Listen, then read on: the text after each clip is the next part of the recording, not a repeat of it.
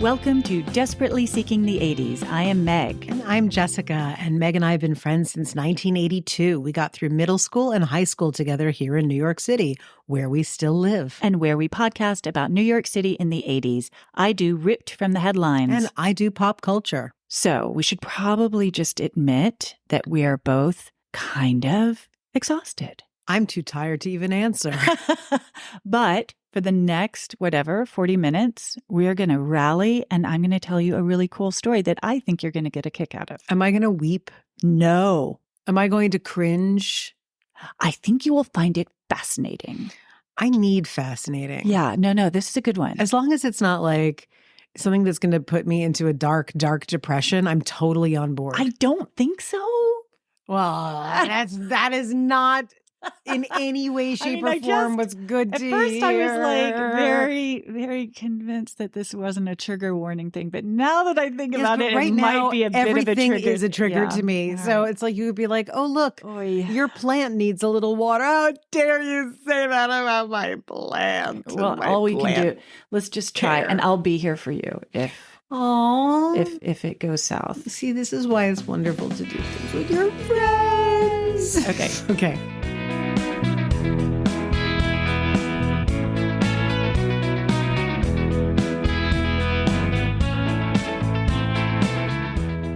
My sources today are The Washington Post, New York Times, Village Voice, and the wonderful Pete Hamill, who went so into this story, and you will know why when I start. Boy. Okay. Here we go. At 1:50 a.m. on January 10th, 1986, police spotted a Ford Limited LTD. Is that what you... Ford LTD? It's a kind of a car. Yeah. And it's LTD, so but we are assume it's two called people Limited. who don't even have driver's licenses. I know. So then and we're I like, meant to it's ask a Joe. Ford. Is Ford a car? Right. Yeah. Okay. Anyway, So you someone guys pulls know. up in a Model T. Okay. Okay. So the police spotted a Ford LTD swerving in traffic and pulled it over on Northern Boulevard near 126th Street, which happens to be near Shea Stadium, for visual effect. Got it. Inside the car, they found Donald Manis. Why does that sound familiar? And now I'm like, am I pronouncing his name right? Spell it. Manes. Manes. Well, that or Maines. I don't know. I know, right? Well, I guarantee you someone is going to come back and correct us. I'm going to say it's Manis. Okay. Because that's what's been in my head while I've been writing this story. All I want is to be in your head. So bring it, sister. All right. So inside the car, they found Donald Manis, who is the Queensborough president and Democratic Party leader. And he was mumbling incoherently and bleeding from his left wrist and ankle. Left wrist, left ankle. A 5-inch kitchen knife was found on the floor of his car, with his wristwatch, which appeared to have been removed before the slashing. Got it. Okay. Not bloody. His left sock had been rolled down before his ankle had been cut. Now, police rushed him to the hospital, and in the dawn hours, everyone tried to figure out what had happened to him. The previous evening, he'd given a speech at a Borough Hall reception held for the new Israeli General Council, and friends and colleagues noted that he looked sweaty and disheveled. He said he was headed home to Jamaica, Queens, but he never got there, and 7 hours later he was pulled over. Now, rumors began to fly that perhaps he'd had an encounter with a sex worker that turned violent. I mean, apparently he had all kinds of... He had a penchant. Yeah. For the underbelly. Exactly. Others suggested that, quote, a group of Palestinians were stalking Jewish politicians in America. That was actually a rumor that was printed in the paper. When Donald was able to speak, he claimed from his hospital bed that when he got in his car after the event Thursday night, two men who he did not recognize were hiding in the back seat, and they ambushed him. And they forced him to drive to Flushing Meadows, Corona Park. The only way he'd ever go there. I knew you were going to say something It's that. so predictable, but I couldn't help myself. I apologize for my predictability. Now, he did not give any more details, including where else they made him drive over the course of the 7 hours before he was pulled over. Anywhere but Jamaica. No, sorry, go ahead. His story was met with a great deal of skepticism.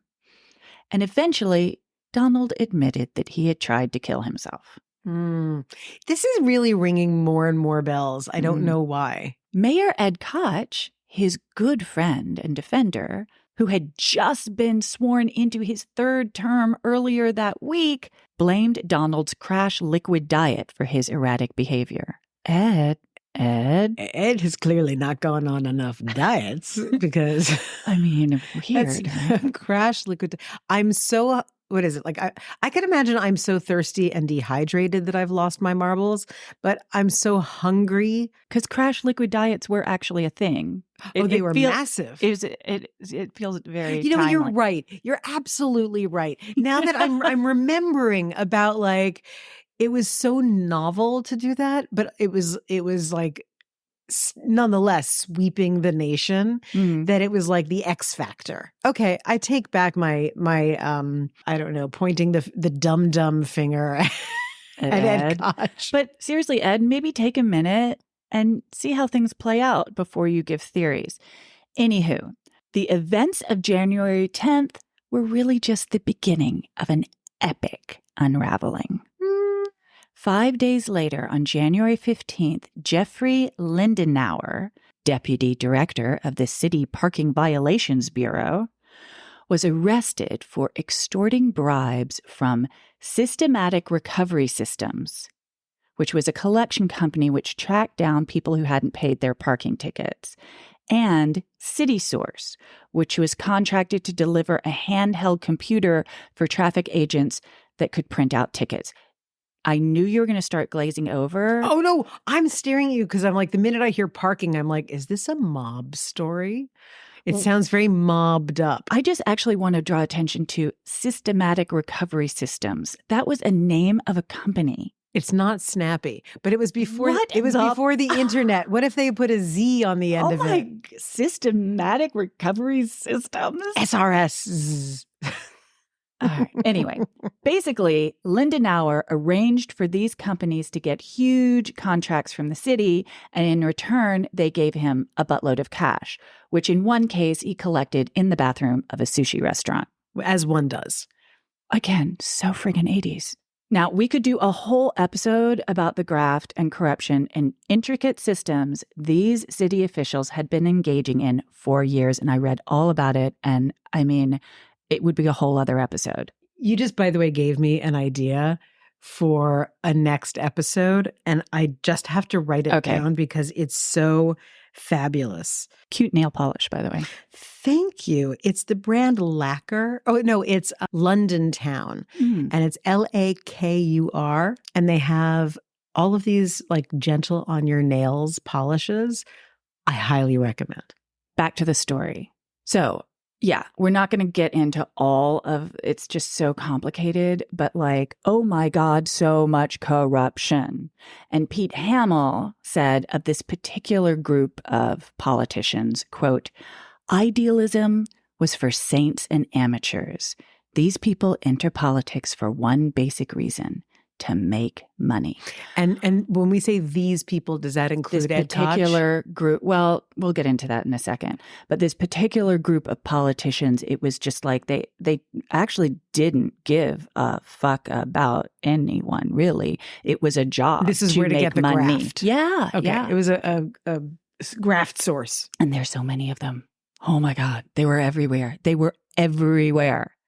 They were like bumping into each other. There's so many of them. I was waiting for something like really potent, and you're like, there were so many, it was crowded.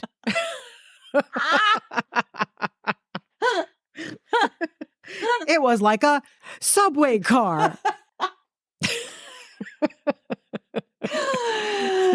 Please keep that in. Of course. That was All right. your laugh just made my whole day. But instead of getting into all that, because you get the picture, I want to spend our time looking into the super weird friendship of Donald Mannis and Jeffrey Lindenauer. I'm so excited for this. And you're right. Like, this is not a trigger warning. I'm just like, these are terrible people who did terrible things to each other. And it's like a Christmas story. Wait till you hear. Just wait till you hear. Okay.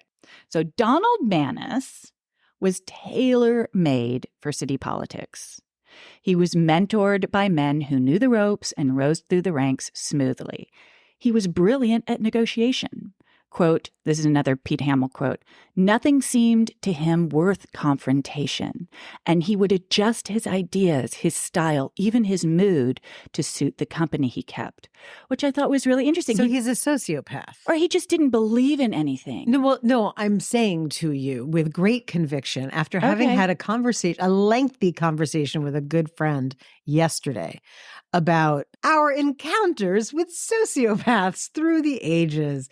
And so we were stuck in traffic because yesterday in New York, like on the East Coast, but driving into New York, the rain was, it was violent. Like it was, there was terrible traffic on the Merritt Parkway just because of the rain. Like you couldn't move because it was like, will I go off the road? I don't know. So we had the time to look up the definitions of sociopathy. And we're like Mayo Clinic, Cleveland Clinic, DSM. And what you just described is, this is a personality disorder where there is no center and everything you do is to obtain a particular goal.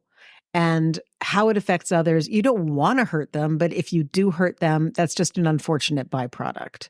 So that's why. And in fact, there are all these business books. No, there are a couple of business books about why sociopaths are great in business. And in fact, like how to be a sociopath in business. Cuckoo, right? Yeah. So that's why I came at it with so much conviction. Got it. Okay. Now we're going to talk about Jeffrey Lindenauer. He ran a private psychotherapy clinic called the Institute for Emotional Education, and it was at 112 East 19th Street. Its brochure described itself as a, quote, therapeutic substitute family in which the therapist must continually reinforce the meaning of healthy love. In practice, this meant lots of sex. Another sex cult? Patients had sex with each other and with the therapists. 35 staff and 125 clients attended daily sessions costing $40 per half hour, aimed at building self-esteem, sex education, financial therapy, and psychodrama. Oh, it was basically pay-to-play orgies. I guess. And in the midst of it, we're going to figure out what your personal drama is so we can then exploit it further. Right. Exactly. Lindenauer was, in fact, you will not be surprised by this, not a licensed psychotherapist. But he loved the sex. He bought his 2 fake doctoral degrees from a diploma mill. Did he go to Playland? If he got his diplomas from Playland, I am or from the back of a comic book. Oh my God, totally. Right? Totally. Like the comic book guy from The Simpsons, like, best diploma ever. By most accounts, the Institute for Emotional Education was a money-making venture rather than a center for healing. Oh my God. Wait a minute. Think of the acronym. Institute for Emotional Education. It's iffy. Nice. It's iffy. All right. Now, how did these 2 men meet? You might wonder. I am thinking that it's going to be good. Mannis's wife, Marlene, was the director of clinical services at a Queens psychiatric hospital. She met Lindenauer professionally, but they soon became close friends. No, Everyone's a we don't lover. know. No. We Okay. don't know that. Okay. We don't know that. Okay. She actually very much distanced herself from when all of this came down. She was like, I met him once. Well, that wasn't really true. So we don't know. We do not know. Okay. We don't want to besmirch But Marlene. if I were to wildly speculate for my own entertainment, that's a possibility. It's a possibility. Okay. The Manises and the Lindenauers started to hang out socially as couples. Donald and Jeffrey were both in their late 30s. Both were kind of stocky, and they would go on diets together. And both had fathers who had committed suicide. This is real weird. But the thing they had most in common was a deep desire to make money and a total lack of ethics. A couple years into their friendship, Donald arranged for Jeffrey to be appointed as the assistant commissioner of the New York City Addiction Services Agency, even though Jeffrey had zero experience in government and, as we know, 2 fake degrees. Which we hope Manis did not know. Why do we think he didn't know that? That they were fake? I don't think he gave a shit. I'm just wondering it. Well, that's a whole different ball of wax, but okay. Mind blown. That was the gateway appointment, which led to a couple of more, finally landing him the job of deputy director of the parking bureau. I mean, how he goes from addiction services because to he said, parking. I want more money. Can I you want please, more money. Like, get me the parking is the sweet spot. Well, tell me about it. That's where he decided which private companies would get multi-million-dollar contracts to collect unpaid parking tickets. By January 1986, Donald and Jeffrey had raked in. Now, what do you think? If you just had to make a wild, crazy guess, how much money do you think that they made in bribes and extortion? Over how long a period of time? 4 years. 4 years in bribes and extortion from companies who want these contracts. Exactly. Let's say 4 million apiece, 12 million apiece. Honey. 100 million apiece. No. What? $500,000 total. Ew. What's wrong with them? They're bad at it. They're terrible. Okay. This is what makes the story take a turn. Worse. It takes a turn for the dumb. Right? I feel bad for them. No, I don't feel bad for them. I'm like, if you want to steal, steal well, Jesus you dum-dums. And they got greedy and they got sloppy. They'd given a $22.3 million contract to CitySource to provide those handheld computers. But the problem with that was that CitySource didn't know how to make computers. Well, who owns it? Was it a friend of theirs who owns CitySource? Actually, I'm so glad you asked that question. There was a friend of theirs who was on the board of CitySource. So okay. yes. So the answer is they were like, we have a friend who needs a contract here. That clearly saw that a mile away. Okay. But CitySource was so crazy that they were like, yeah, we got computers. No problem with the computers. And they had no friggin' idea how to make a computer. But that to me is like every manufacturer that I've ever dealt with. They're like, oh, sure, we can do that because they do something that might be mildly adjacent, or like they've bought a computer in the past. Oh yeah, we can do that with this total audacity. And then they run off and try to figure out how to do it. Crazy though. I mean, I'm sorry. Crazy. I shouldn't say every manufacturer. I have dealt with manufacturers that do that. But also remember that number, $22.3 million. And all they got was $500,000. Oh my God. They must have been really timid. Like, can we have some permission to have a bribe from you? Okay. So CitySource also tried to pull the same grift in Chicago and they got caught. See, the Chicago situation was like, you guys don't know how to make computers. And they were like, yeah, you're right. So they got in trouble in Chicago. So it was only a matter of time before New York was going to be like, well, if they didn't know how to make computers in Chicago, they probably don't know how to make computers in New York. And we just got scammed, right? So, I mean, when you say that, I'm just trying to follow. That's like whoever Manis and Lindenauer report to would be like, you guys did a terrible deal because they're delivering nothing. Basically, everything's about to be exposed. Okay. Because it was exposed it was exposed in Chicago. So now they realized like, now we're screwed. It's only a matter of days before will be exposed. Okay. So poor Donald and Jeffrey trusted the wrong crooks. Wah, wah. And once the City Source debacle was exposed, people were lining up to get immunity for their part in the dozens of bribery and extortion schemes. Most notably, Jeffrey Lindenauer, who threw Donald Maness in front of the bus and then had it back up and ran over him a few more times. He basically was like, oh, do I have dirt on Donald Maness? Let me tell you things that you didn't even ask about. Oh my God. I mean, really everything. Creep. This epic betrayal and the fact that Lindenauer knew where all the bodies were buried and was apparently more than willing to sell out his old friend hit Donald Maness very, very hard. On March 13th, he's going to take a turn. He met with his lawyer for 5 hours in Manhattan. Wait, who did, Lindenauer or Maness? Donald did. Okay. Then he headed home to Forest Hills. He was agitated and despondent, so much so that his wife, Marlene, called his psychiatrist, Dr. Weinberg, from their bedroom phone. Donald got on the extension in the kitchen while their 25-year-old daughter, Lauren, tried to keep him calm. He was freaking her out, though. He kept opening and closing the knife drawer.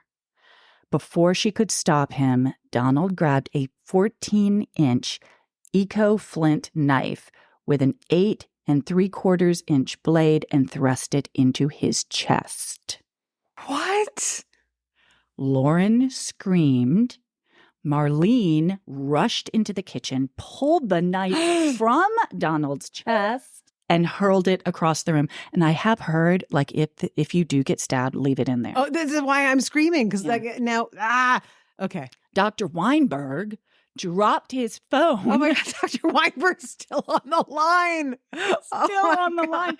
And he ran the 5 blocks to the Maness house. Why are we laughing? But it's like a cartoon. This is so bad. Horrible. I'm imagining like a street sign, like of someone running, just like the Right. silhouette. But also, I'm like, the guy was in crisis and you only live 5 blocks away. Why were you on the phone? Why didn't you make a friggin' house you know call? why? Because boundaries. Okay. Okay. Despite everyone's best efforts, Donald Maness died of his wounds at Booth Memorial Hospital. Wait, so this was after he was found in the car? Yeah, this is 2 months later. Oh, okay. Okay. I thought that somehow like he had stabbed himself in the chest and then sliced his wrists and no one had noticed the chest wound. Or... No. Okay. I told the story sequentially. Okay. Basically, he tried to kill himself in the car, and over the next 2 months, all this stuff got exposed. Hell broke loose. And then he succeeded at killing himself. That same day that Donald Maness died, finally, Ed Koch. Finally. Sorry, I mean, he tried a couple. I know. You're like, well, if you're going to do something, do it right, Donald. We are very dark today. Yes, we are. And that's But listen, that very same day that Donald Maness died, Ed Koch announced a new 5-person committee to screen potential appointees to powerful positions. Novel idea, Ed. Ostensibly ending the corruption that he had inherited from Wagner, Lindsay, and Beam. This had been going on for generations. I mean, this had been going on since, yes. I've invoked the words Tammany Hall Right. before, so. But it undeniably did thrive on his watch. Yes, it did. So that's my story. There is some question, did he kill himself because he was depressed? And remember, his dad killed himself, so maybe it just ran in the family. I don't know. You know what I mean? Like, is it haunted. ever one thing? It's ever one thing. But there's another part of the story. God, you're like Agatha Christie. You leave out important facts until the end. But actually, you said it from the get-go. Okay. As soon as you heard parking, what did you say? Mob. Yeah. So there's a theory that actually the mob was like, if you don't kill yourself, because you know our stuff, so we'll kill you if you don't kill yourself. We'll kill your family. Oh, we'll kill your family. Unless you kill yourself. Ooh. So there's a theory what a that he did that way to kill yourself. To protect his daughter and wife. Who stabs themselves in the chest? Heart. Yeah. Well, that's With very a symbolic. knife. Isn't it symbolic? By the way, with all of these shenanigans on Maness's part, I retract any statements about sociopathy. And I'm going to just shine that light on Lindenauer? Yes, I was like, Lieberstein, Lowenthal, Lindenauer. Lindenauer. And there were, in the wake of his suicide, dozens of resignations. People were like, I quit. You don't have to worry about me. You don't have to investigate me because I'm just going to move to Florida if that's cool. Basically, Ed Koch's entire administration just went like 2 weeks notice. Oh my God. Okay. So now my visual is creaky pirate ship, rats on all of the ropes, like blah, blah, blah, blah, blah, running. And guess who still walks amongst us? Lindenauer. But he's in his 90s, so I don't know if he's walking very quickly. He shuffles amongst us. That could be another section that we do. Still in Queens. What? Yes.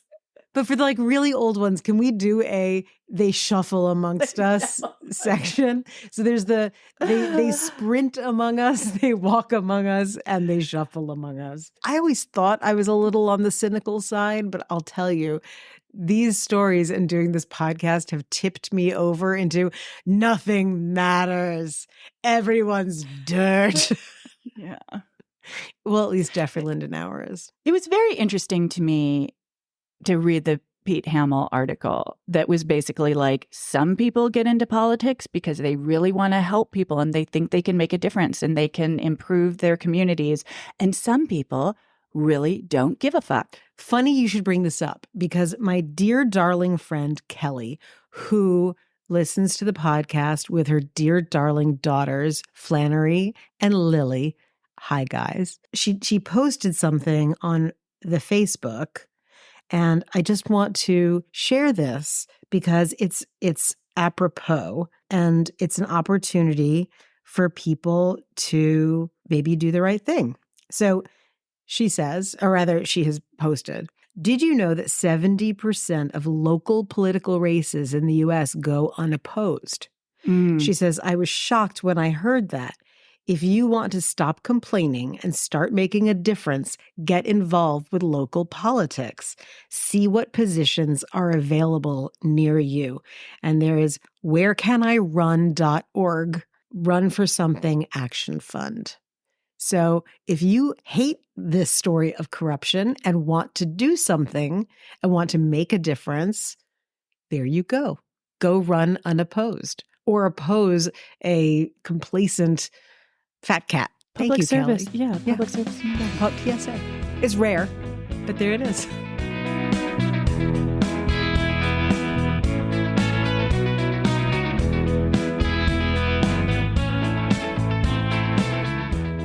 So I wanted to share something with you. Okay. Because we were talking about things being mobalicious. The reason I came up with that is that I'm doing a shameless plug for someone, but it's actually like so on point. So I worked on a book with a lovely, lovely woman. And the book is called I Can't Believe I'm Not Dead. Escaping Abuse, a Cult, Attempted Murder, and Other Insanities. A story that cannot be true, but is. Ooh, sounds fun. It's awesome. I'm plugging it shamelessly. Her name is Kendra Petty. She rocks. Now, with that said, she was in the parking business.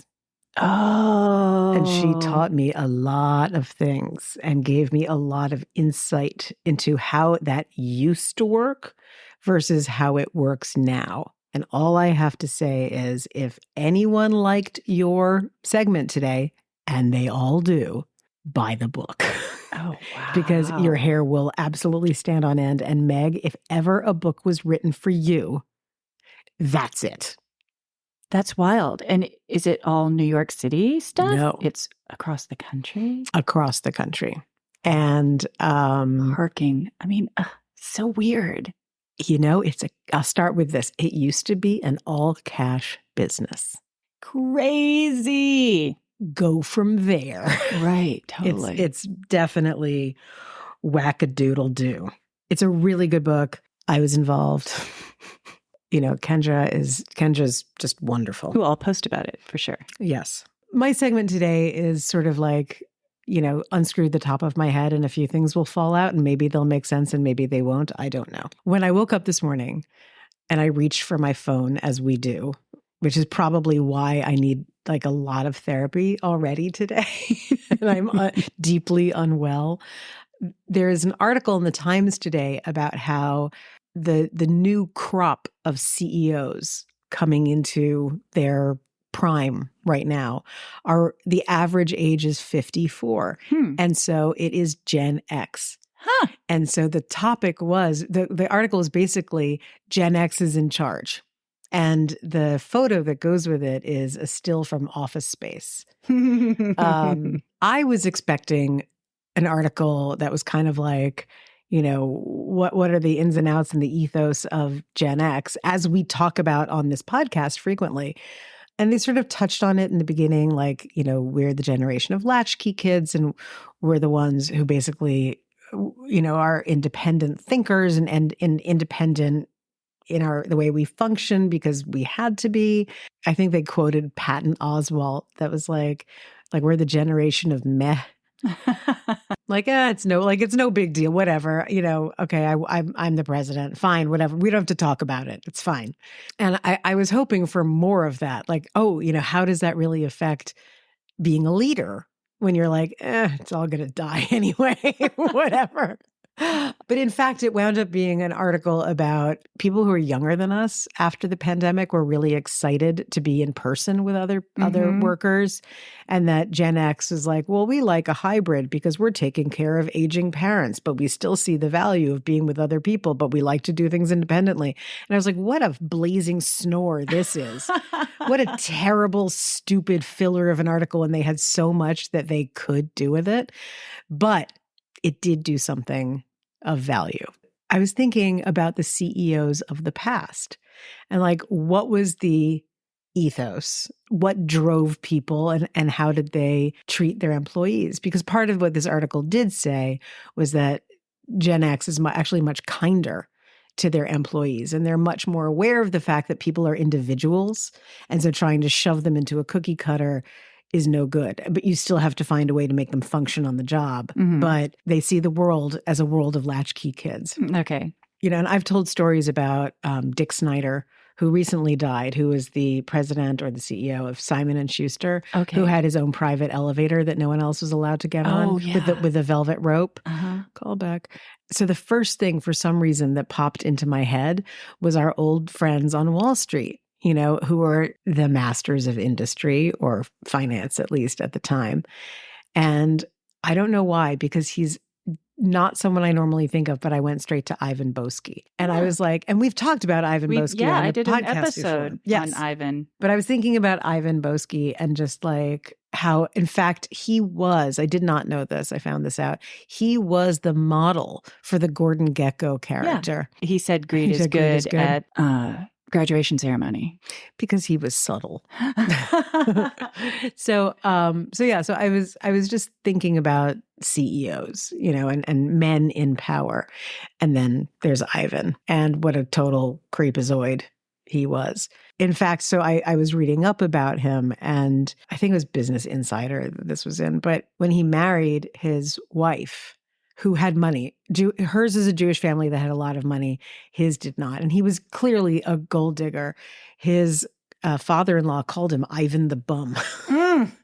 And so, interestingly, his whole shtick was that he spent and spent and spent like a complete animal. But because he was his ostentatious show of wealth, but he also worked like he was in a sweatshop, and that he would have a phone on each ear, you know, and screaming and all of that stuff. And that he slept 3 hours a night. That was it. Crazy. Which also explains the cocaine of the period, because if people are trying to keep up with Ivan Boesky and his insider trading, guess what? You all need to be on blow. Okay, but in my research about Ivan Boesky, I found myself back in my favorite territory, food. And there's a very famous story about him. And it came up in a video on CNBC. I think it's called like Empire Makers or something like that. So Ivan Boesky very famously ordered everything on the menu at one of the most high-priced, prestigious, blah, blah restaurants in the city so that he could take a bite of everything and then decide what the people at his table were going to have. Ugh, Like creepy, right? very. And then I was like, well, what restaurant was this? Like, and then I fell into my absolute, this is just the best. And it's high praise for Bret Easton Ellis, another callback, because the restaurant was the Quilted Giraffe. So the Quilted Giraffe was the brainchild of non-chefs, non-restaurateurs, a lawyer, and I forgot. Oh, she had shops, like clothing shops. And they had gone to a restaurant called the Quilted Bear in Arizona. And they were like smitten and were like, we can do this. So they came up with the Quilted Giraffe because they were super inventive. But what they did, I don't like these people. no, they're the worst. Okay. And so I found this article in Town and Country. Again, what could be more 80s? Caviar and Cocaine is the title of this article, written by Jay Cheshus. It's a very oddly spelled name. Anyway, but it was the restaurant that was featured in American Psycho. Oh. When he says to Jean, who I believe is the girl played by Reese Witherspoon in the movie, pick the most, he gives her a Zagat. Again, how 80s. So for people who don't know what a Zagat is, Yelp and, every other rating service online began with Zagat in New York. So some people say Zagat. I think it's supposed to be Zagat. Zagat. Zaga. And we used to give everybody a Zagat in their Christmas stockings. Yeah. And they would come in, like, sometimes they were, if you were really super fancy, that you could get them bound in leather. Mm-hmm. But it was every single restaurant in New York City listed with a little review, a blurb from, it wasn't necessarily, it wasn't a reviewer like a Mimi Sheraton. It was reviews that were sent in by patrons, and then stars rating and how much it cost. So he gives her in this book and in the movie Zagat. It just says pick the most expensive restaurant, and she picks the Quilted Giraffe. And that place that's where Ivan Boesky did this thing, wow. where theatrics like that were actually encouraged. And the owner of this crazy place was Susan and Barry, who had the Quilted Giraffe. But Barry was a genius because he was the lawyer. He figured out early on, like, no one in his kitchen was a trained chef. And they were hiring like kids like right out of culinary school or whatever. And they only started taking off when he took over the kitchen for a variety of reasons that I will not bore you with. And so then he started hiring his kitchen staff and his chefs as enthusiastic amateurs who would learn on the job. This is insane. Yeah, it's totally crazy. And they would go on these extravagant eating tours in Europe, primarily in France, basically find food that they thought was pretty amazing and then make it happen at their restaurant. But what he realized was people in this environment in the 80s, they want to pay more for what they're eating. So he would put something on the menu for $5. And the next week it was 10. And the week after that it was 15. And the week after that, and it would go up to $50. And because it was at that point, like, it was how he was creating the buzz around the restaurant, around his restaurant, knowing that these people were trying to find ways to look like they had, everything. And, they're rolling on expense accounts or whatever. That it's sort of like, on one hand, I admire him because he was like, you want to spend it? I'll take it. That's fine. And they actually did deliver some decent food. Apparently, it was Barry who first invented beggar's purses, which you see now every place. It's like a little crepe that has something in it and tied with a chive. Yeah, that's Barry. Huh. So, all right, Barry. Yeah. And their prices were extremely high, but they were very generous with high-end ingredients. But of course, would never reach that level. His goal was to make a restaurant where you would take a date, where you would propose, and where you would close a big Wall Street deal.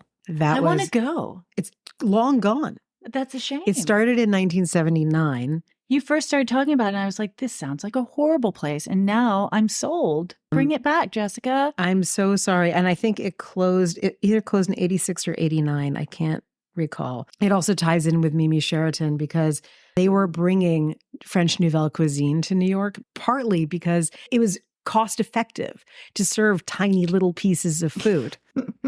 So she hated what is it again? The quilted giraffe? The quilted giraffe. She must have, right? I don't know, but we have to research this. Yeah. Oh, it closed on New Year's Eve, 1992. Okay, so that is the 80s. Yep. Right there. And in fact, it says in this article from Town and Country, it was the waiters came together for one last time on the night that it closed to synchronize the restaurant's famously ostentatious champagne pour just before midnight. The 80s were done. Black Friday, October 19th, 1987, had been the beginning of the end. It's hard to fathom in today's economic climate when a 500-point swing in the Dow is a daily occurrence. But Black Monday was the first crash since the Great Depression, the Dow losing 22.6% of its value by the closing bell. "We did incredible business that night," said Barry. "It was as if the Wall Street guys all knew it would be the last chance they'd have to use their corporate cards." Wow. The Gulf War didn't help. 3 years later, in the first couple of weeks, Susan Wine, Barry's wife, also owner of the Quilted Giraffe, said nobody went to dinner anywhere in New York, and new tax laws targeting business deductions for dinner and lunch helped to end the party. Saudi arms dealer Adnan Khashoggi arrived. We talked about him too. I know. He arrived early for dinner. He came up with an entourage, as he always did, a group of 8 at table 7 up front near the door. It was also Woody Allen's favorite perch. Upstairs in a quiet corner, Rupert Murdoch gave Ed Koch a ribbing. The irascible mayor, into his 3rd term, cowed by a tabloid king still on his way up. Back on the ground floor, a few sour-faced Johnsons quibbled conspicuously over their Band-Aid fortune, as Basha, the chambermaid heiress who'd taken it all, sat imperious at the head of the table. Who is she? We need to find out who she is. That's a story. Back near the kitchen, Italian playboy Gianni Agnelli squired a woman so breathtaking even the gay maitre d' went weak at the knees. Khashoggi, oblivious, tucked into his rack of lamb with Chinese mustard, sipped his 79 Petrus, his 61 Krug. At the end of the meal, he made his way to the host stand, borrowed the phone, dialed the pilot on his private jet. Quote, "Keep the engines running," he growled. The Iran-Contra scandal broke wide open later that night. Oh my God! Khashoggi, one of the principal architects and arguably the richest man in the world, was long gone when it did. Oh my God. So there's so much more to say about this place, but I know that this is like the moment when I usually go like sort of bananas into a spiral. So I'm going to stop there. But I really encourage people to look into the Quilted Giraffe and no, I will Susan Wine and Barry. And I wonder, what are they up to now? Susan and Barry Wine. Well, Susan remarried a few years back, but the Quilted Giraffe is still with her. In the commemorative plates she keeps from the restaurant, the holiday cards she blew up into posters, and the stories that still feel fresh as last week. Jacqueline Onassis coming in for lunch in her blue Chanel suit, accompanied by Jane Reitzman. Andy Warhol snapping pictures of everything. Henry Kissinger getting, as Susan recalls, bombed. I can still tell you what night somebody sat at table 7 or table 5. And the food, let's be honest, the food was good, very good. It wasn't the best. And they didn't have to be. That's sort of like what's so amazing about them as entrepreneurs is that they positioned it as being the best and the most experimental because of these food trips that they would do. But the cult of personality couldn't live with the chef like it did with Wolfgang Puck and people like that. Yeah. They knew that they had to be the cult of personality as the people throwing the party. Got it. They threw a party. Well, that's kind of like the Elaine's and Mortimer's, that story that you did. Yes, it is. Where it was about the owners, or the hostess, or the host, rather than the food. Exactly. And there was another bit about how Barry really didn't love Warren Beatty and loved to play pranks on him, or maybe he did love him and played pranks, but that's always sort of a double-edged sword. And he had noticed once that he took his loafers off during the meal. Ew. Right. So he brought a really special dessert for them under a dome. And when he pulled off the dome, it was Warren's loafers. Oh my God. Or he would get, because he went to Japan frequently, he would get fake food, like plastic food, and serve it to Warren Beatty. Oh, Barry. So, Barry, you know, Barry, so Barry. everyone wanted to be in on the joke. That was another thing that he was very smart about. That it was like, oh, this is a place where we play pranks on each other. We're all so fun and it's like a kooky. clubhouse. Yes, exactly.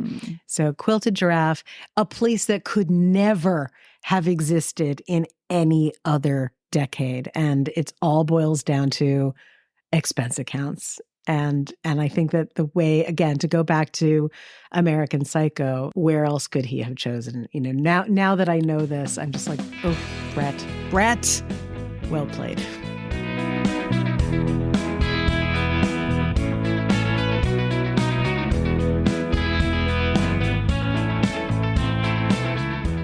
I think our tie-in is Ed Koch's third term. Yes, I think Ed Koch, yeah. Like, I mean, and also, Ed, what are you doing at the Quilted Giraffe? Come on. Are you spending taxpayers' dollars? And Ed, I mean, I think we have to like probably look a little deeper into Ed. You know what? I'm staying out of politics. Okay. I have been chided enough about whether or not I've gotten New York City politics right. And I just want to remind everyone listening, we were children then. So part of the perspective that is brought to this as a reminder is that we are looking at what we thought then and how we process what we learn now. This is a look backwards. Yes. So yes, we're doing children. Our best. But with that said, I hand all political insanity over to you, and I'm going to stick with people who did drugs and ate too much. Okay, that sounds like and watched things. I mean, I'm into like, you know, getting into the politics stuff here and there, but it's also fun to talk about food. So fun to talk about food. Because the politics do get itchy. People are very opinionated. Well, and I think that with politics being what they are in both this, I mean, the city right now, for those of you who are not New Yorkers, Eric Adams is a problem. Oh my God. He is a very bad mayor. And that is not me. Yeah, that's not me telling tales out of school. Like that is everybody. I mean, he recently, I have to admit, I didn't read the whole article, but apparently he's been carrying around a photo in his wallet about like a fallen police officer who he's really upset about. It turns out like this person didn't exist. It was a mock-up from his like PR department. Oh God, Eric. And then the whole like rat issue. What's the rat czar? Anyway, wait, let's not get into Eric. Oh my God. He's a mess. He's a mess. He is not, and he's not even a hot mess. He's just a gross, sticky, dumb mess. And we but were with politics, stay out of politics. Well, no, because this is not controversial. This is like, it's not controversial. But I think that because of the current political climate on both a local and national and international stage at the moment, that bringing up anything that is questionable in the political arena is probably a trigger for people. So apologies, I guess. I don't apologize for anything. I'm just stepping back.